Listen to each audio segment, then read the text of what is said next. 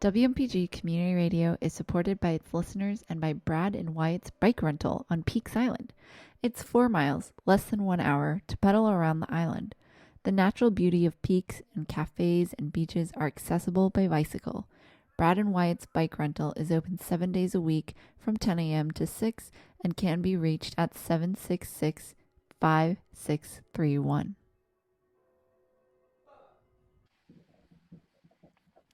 You are listening to WMPG 90.9 Gorham, Portland, Southern Maine Community Radio from USM.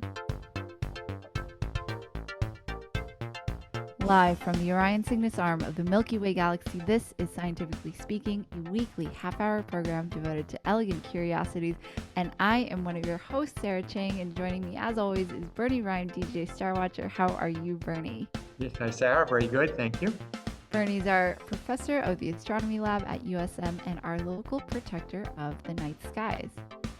Reach out to us at WMPG Scientifically Speaking at gmail.com or on Twitter at WMPG SciSpeak. And you can also go to WMPG.org to find the last 5 weeks of archives of all of your favorite shows, including this one. Bernie, could you let our listeners know what is up in the night sky for this coming week? Okay, good, yes, thanks, I will. So today is Friday, July 30th. So this will be almost the last quarter moon. So it's still technically a waning gibbous. So it'll come up about midnight. We had full moon a week ago. So basically, we're still going to have Mars and Venus in the evening sky.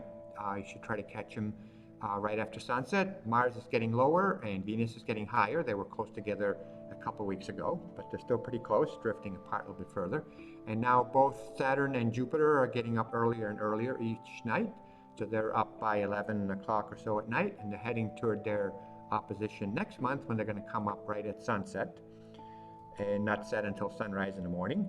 And we have a meteor shower, the first good one for the summer. That's the Delta Aquarids that actually happened yesterday, but it's still going to be going on tonight. So it's not a huge shower, and the moon is still, it's not just gone or anything. It's still kind of there. So you'll be able to see only like 10 or 15 an hour. But it's worth trying to see those, and you'll even see some early Perseids, which don't peak till the middle of August, but they do start at the end of July. So this is a good time for meteors and watching evening planets. Awesome. Thank you, Bernie. Yeah, you're welcome. And if you couldn't take notes fast enough, you can also check out the monthly What's Up column in the Portland Press Herald. Today's show is a second part with Professor Lori Sussman, who is a cybersecurity professor in the Department of Technology at USM. She has many, many advanced degrees, including artificial intelligence and human factors engineering, transformative leadership, national security studies, and military operational art and science. She has an incredible background with the military, with the U.S. Army, with the Department of Defense, and with the White House. And we are so lucky to have her join us to talk about some of her experiences in those previous roles and also to share some of her insights on cybersecurity in the modern times. Enjoy. Did you experience any gender disparity type issues during your time with the military, like professionally in the military and with at the White House as well, or did it really not so much at the White House? I mean, every assignment's different, and things have progressed over time. I will tell you that when I started at West Point, I was the fourth class that had women. So the very first class had not even graduated. They were seniors when I was a freshman. And so it was a very tense time at the academy. There was a lot of publicity. The men who had the first women in their class felt eclipsed and were very bitter about that.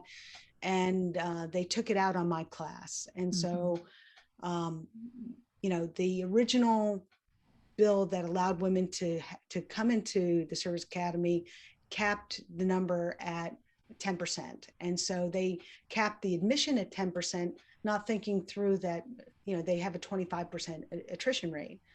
So, the Corps of Cadets is 4,400. That means each year 11 to 1,200 come in. So there was only usually about 120 to 130 women that would join a class at the time. So my class, we started with 126 women, we only graduated about 50 because of some of the more extreme hazing and craziness that came along with the first class being upset about being, being part of this place in history. So after that, the administration went to change to bring in about 200 women so that they would graduate 10% and not just start assessing with 10%. And that helped things a lot. And now we're fast forwarding, more than 30 years later, and um, Lloyd Austin, who I know well from my time in the military, is the current Secretary of Defense, and he's not tolerating sexual harassment. He's investigating it and he's trying to root it out. They just hired the very first Secretary of the Army, who's a woman. So it's still, you think in the 2020s, we shouldn't be talking about first woman vice president, first woman secretary of the army, but we haven't made the progress that's been made in European nations and other places, but we're making progress. And so I'm hopeful. Yeah. And so in your leadership roles with like the Army or at the Department of Defense, was it anywhere, did that carry over at all in the professional setting? It carries over in every professional setting where women are underrepresented. And but there's a fantastic book written by one of my favorite authors, Dr. Deborah Tannen, who wrote "You Just Don't Understand," "That's Not What I Meant," and "Talking 9 to 5." And her premise is that men and women speak differently, that men tend to speak and think in hierarchical terms, and women tend to think in more consensus and collaborative terms. And that's where miscommunications happen. And so the way I applied that in my own life is that, women who are underrepresented kind of have to be bilingual. So even though your natural tendency is the language of consensus, you have to learn and master the language of hierarchy in order to make sure that you're heard. So you have to be kind of professionally bilingual as someone in underrepresented kinds of organizations. And so technology is, the military obviously very underrepresented by, with women. It's better than it was when I first came in. It was like under 10 to 12%. Now it's closer to 26%. So it's better. But we're looking at cybersecurity. In Maine, cybersecurity is 86% male. Nationwide, it's 74% male. And when you think about half the population is women, it means that we're still highly underrepresented and have to be bilingual in these STEM professions. And until we get more women excited and interested into STEM, we're going to be kind of having to be bilingual and have, so that's why it's really important that we get more women, more minorities, more representation of what the nation looks like into these professions. Yeah. After your space architect role, I would consider this to be a relatively tense spot, but you were installing IT networks in the DMZ in Korea. Is that? Yeah, well, that was part of the 2nd Infantry Division, doing division communications. So yeah, I was responsible for that. That was along the most heavily militarized zone in the world at the time. You had 1 million North Koreans standing toe to toe with 1 million South Koreans. And a lot of people don't realize that there's no treaty in Korea. It's still an armistice, which is just a cessation of hostilities. There's no peace agreements. And so it's a very tense place. And there's sporadic excursions back and forth that are pretty serious. And now that they have nuclear capability, it's very serious. So yeah, the communications there is kind of a zero defect. Up there with the presidential service, it's zero defect kinds of communication requirements. When you say zero defect, what does that refer to? Like no outages or? No outages, exactly. You don't have just one way to communicate. You have multiple ways. I see. You're never out of communications. And so, would snail mail be considered one of those? No, No. no, Like, what we're, would?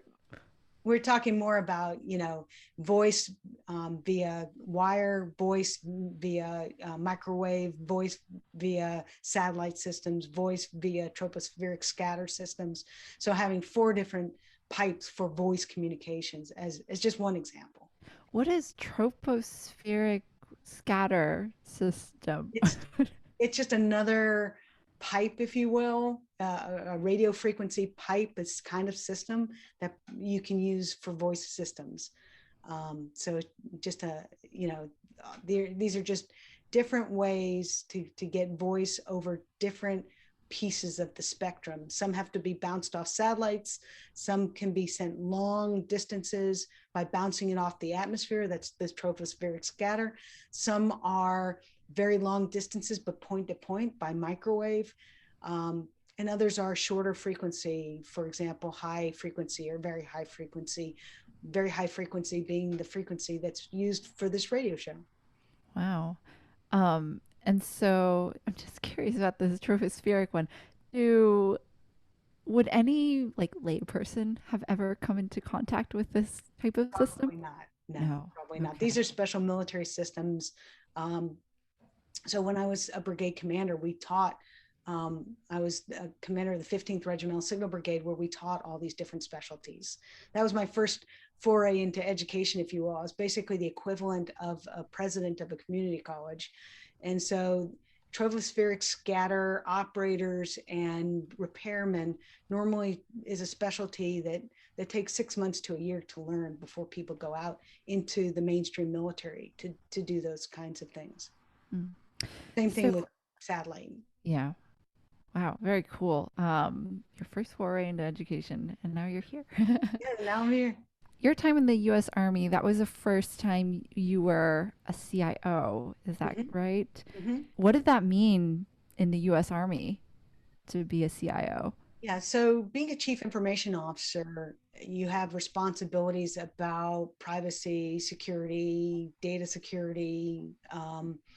So, as a commander, I was responsible for making sure things, were installed, operated, and maintained correctly. As the CIO, I was there to ensure that people, processes, tools, and procedures were followed. So, for example, one of the CIO's responsibility is to get your arms around all of the different applications that are used in an organization and make sure that you have a strategy to keep them secure, keep them updated, to make sure they're not exploited, to make sure that you don't have a huge amount of duplication where you're not spending money wisely, and that you have the right applications and tools that support the organization. So that's kind of the differentiation as my hat as the CIO versus my hat as the commander. Hmm. How often would you say, I don't know if you, I just imagine there's a wall and there's all these gunshots trying to like fire at the wall and trying to get in. How often would you say that you guys were defending against outside attacks? So not all attacks are with weapons, and that's the problem. Whether you're a military, whether you're a company, whether you're a small business, whether you're a person, you've got to be good all the time, because that cyber criminal, that cyber warrior, only has to be lucky once, and then they're in, and then you're exploited. Hmm. The size of the attack depends on who you are, and it can be devastating. And I'll give you something that was in the paper recently, where this poor elderly person was scammed out of $25,000 in a real estate title scam, where they saw in the paper she was selling her house. They called her and said, you need to give us this money for your title. And that luckily they were able to get her money back, but that's not always the case. So the impact of cyber to someone who's elderly, a fixed income, doesn't have much money, and they take a quarter of their whole bank account, is just as devastating as nation state actors going against Sony and sending out their emails and diminishing their brand. Yeah. So then, important question, with technology being as embedded in our lives as it is and will probably continue to be so, is it reasonable and is it even realistic to be completely private in a technology stance? Whether that means living completely off the grid or just having, like, we don't have the kinds of security infrastructure that, we don't have our own person. We are our own personal CIOs, That's right? right. We are. I would say, yeah, the only people who are 100% secure or feel like they're 100% secure are people who are completely off the grid. And, just remember, I was talking to a gentleman today where his parent um, does not have any smartphone, just has a telephone. And yet, there are phishing attacks where they saw in the paper that his spouse had died, and they called with what they're calling the grandparent scam, where they tried to pretend that they were they that they were his granddaughter, that she needed money for bail. She doesn't want mom and dad to know, and almost got him convinced to give them thousands of dollars. So, it's about how much risk are you willing to take, and what are you willing to do to mitigate that risk if you want to own connected devices. Mhm. And a phone is just as connected a device as a computer, a smartphone, a tablet, an appliance, a personal assistant, a watch, you name it. We have an explosion of connected devices today, and how many you let into your life determines your risk.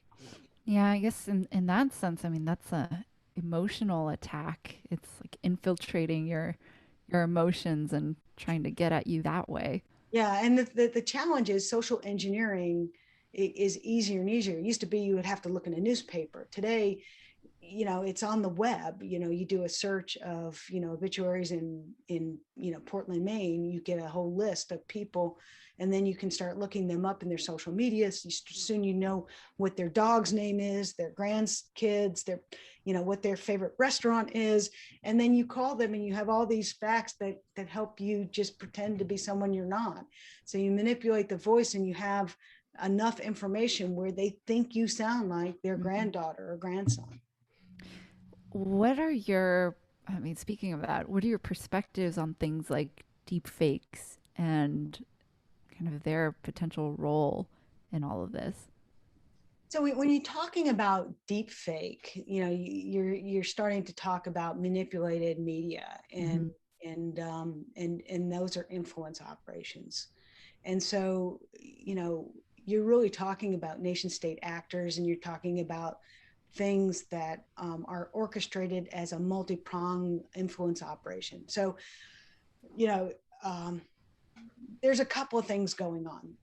The first is that um, you know, Professor Zuboff, Shoshana Zuboff from Harvard, has put out a really interesting book about the economics of the United States have changed with the advent of information technology. That we're no longer, it's we are more of a surveillance economy where our data is collected and monetized. And it's that old saying that if you're not paying for a service like Facebook, then you are the product. So Facebook, Instagram, Google, you don't pay for those services, but they make money based on your data. And so having a rich repository of data that you can aggregate for trends has become big business. I mean, take a look at presidential elections and all the things that happen all around, getting the right data about the right voters. So you have this one aspect going on, which is that we are this surveillance economy where these companies are getting more and more data about us to monetize to advertisers, so that they can sell better and influence our thoughts in terms of what we're going to purchase or what we think is cool, so that we buy more of certain products. So that's one aspect of influence operations. Deep fakes are another, where entities like Russia manipulate certain messages that they put in short videos that are easier to fake, to influence people in certain ways. Another great professor, Timothy Snyder, wrote a book recently called The Road to Unfreedom, which I talk about in my cyber laws, policies, and ethics class, where we talk about, this multi-pronged effect of deepfake information targeted to small, groups that are on the fringe, messaging events that don't happen. They specifically, there was one event where the Russians messaged to both sides the other side was going to be at a certain place at a certain time to basically protest, and they actually created the two sides coming together at an orchestrated time where they sent the media in order to create a point, and there would have been no protest, and there would have been no event, there would have been no media, there would have been no any kind of political action or influence without their manipulation. So there's numbers of ways to do deep fakes, and it's all about influencing opinion, because at the end of the day, they know they're not going to defeat us militarily. We have one of the strongest, most powerful militaries in the world, so they're going to defeat our will, and that's what they're going after. Yeah, I feel like when we first saw the advent of deepfakes, maybe it was, Barack Obama or a fake President Bush, it was just like, I don't know what this is, but it seems really bad. Well, you've got to be very skeptical of what you see, and the net is the deep fake is the flashiest thing, but it's all about what are they doing to influence opinions, and that's really the peeling it back and seeing how they're doing it from a multi-pronged effect. That's what's really scary. So then, as far as larger organizations and security infrastructures, I always imagine that, let's say, USM, and we don't have to talk in specifics, but I'm thinking, does because every day there's news of like an email or some website that is experiencing a data breach, and sometimes they'll let you know, like, oh, like no data was, no personal information was taken, or only your name and email, or they can specify these specific elements that may have been exposed.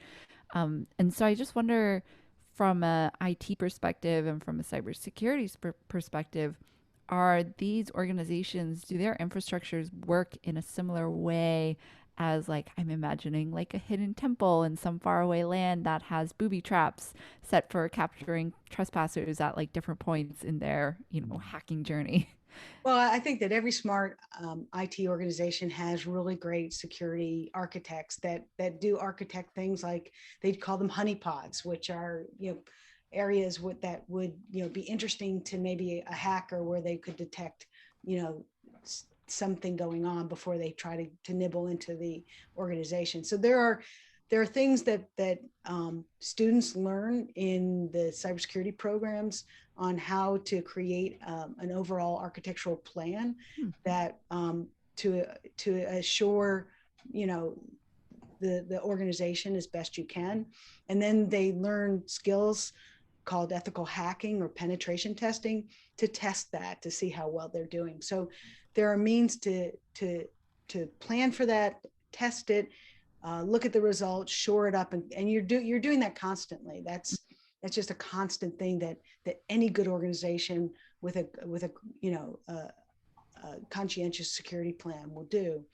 I will tell you that everybody has to be careful, and you're only as good as your weakest link, and a lot of times they won't go against a big organization that has robust security like University Main System, but they may go against a small business that provides services to USM or the University Main System, where if they hack into that small business, then they can, through that small business, penetrate the larger business and do a ransomware attack.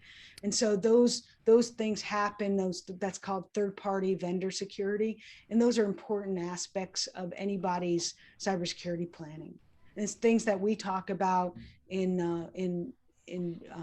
our graduate program and our undergraduate program. Yeah. And I guess that almost speaks to one of the most common things I hear. I don't have anything to hide. I'm just a nobody. It's not really that important. And so you don't really try to be that secure, but then you might be that weakest link to something else. One, you don't want to be that weakest link. And the second thing is that your identity, your virtual identity is more valuable than you are. So if they can abscond with your identity and then start, creating credit cards and debt and running up hundreds and thousands of dollars in your name, and then leaving you with the debt, and then with the hundreds and thousands of dollars of stuff and things, they're going to do that. So, you have a vested interest in making sure that you safeguard your personal identifiable information. That and there's a website called Have I Been Pawned, PWND, that lets you check into, have your emails been, cracked, and, are there things that you need to shore up, or even abandon an email account and start a new one. Yeah. Yeah. Yeah, and those are some good tips for regular people, I think. Yeah, that you're kind of in charge yourself for what you can do to not become the weakest link or something. Yeah. Absolutely. And as a leader in IT infrastructure, have you ever, for example, I don't know if there are such thing as like competition, like inviting people to try to hack your systems to help you find those kinds of vulnerabilities that maybe your teams may not? Paid people to do that. I was paid to do that. So those are called pen testers, penetration testers, or ethical hackers. And so, yeah, you actually pay organizations to test your systems and and see what they can do, and then bring you the results so that you can shore up your people, policy, and tools. Because cybersecurity is not just about techno stuff. It's about people, it's about training, it's about policy, it's about having procedures, it's our people following procedures. Those are all important aspects to it. And cybersecurity, everybody thinks of Sheldon from Big Bang Theory is like the cybersecurity person. But there are lawyers that need to understand cybersecurity. There are insurance people that need to understand cybersecurity. There are salespeople that need to understand it. Cybersecurity is becoming a facet of every organization, because every organization's become a digital organization. Mm-hmm. And so it's really important that people understand the vocabulary and do what they can so that they don't get that crazy phone call and don't know how to react, or they know how to report. And yesterday I got a text that said, text back for your $2,400 rebate from the government. And so I know how to take a picture of that and email that to make sure that Verizon knows that that I'm being scammed, and so they can go after that phone number. So those are things that are really important to know and do. And last question: what are some areas from your perspective in cybersecurity that you feel are maybe a little undersupported, or that could be a huge issue in the future? Well, I learned from the pandemic that students definitely need to have more, instruction on how to be cyber safe as part of their orientation. Because, when we started, it was clear to me that people just have no idea about their personal home cyber safety. And I'll give you a great example. I was at the dentist's office, and when they asked me what I do, and I said, I'm a cybersecurity professor. And they're like, oh, that's cool. Teach me something. So I was like, okay. what's the user ID and password for your home router? She's like, I don't know. I said, well, if you don't know, then I do, because it's admin and password, because that's the default. And more than 50% of Americans do not change their router user ID and password. And so I could easily get on your network, get into your router, and then penetrate your systems, get into your computers, get your credit card data, and do really bad things. So there's one tip. So, so those are things that students need, and faculty and all of us need to know about, that kind of everyday home cyber safety. Yeah, no, that's an excellent one. Now I'm gonna have to go check because I know I've changed my Wi-Fi name, but I don't know about the admin, the user ID. Yeah, the router, user Yep. ID and password. Yeah, check it out where I know what it is. Yeah, no, those are good, useful questions for most of our listeners. I think that's great. 50%, I was shocked that high a number never bothered to change it. Yeah, I'm shocked too. Yeah. Thank you so much, Professor Sussman, for joining us today on Scientifically Speaking. We hope you come back in the future after I don't know what else you're going to become. You could become like the president. Anytime. Yeah, this is great. You've been listening to Scientifically Speaking here on WMPG with myself, Bernie, and Professor Lori Sussman. From your favorite nerds, just remember to vaccinate, to mitigate, and then we can all congregate.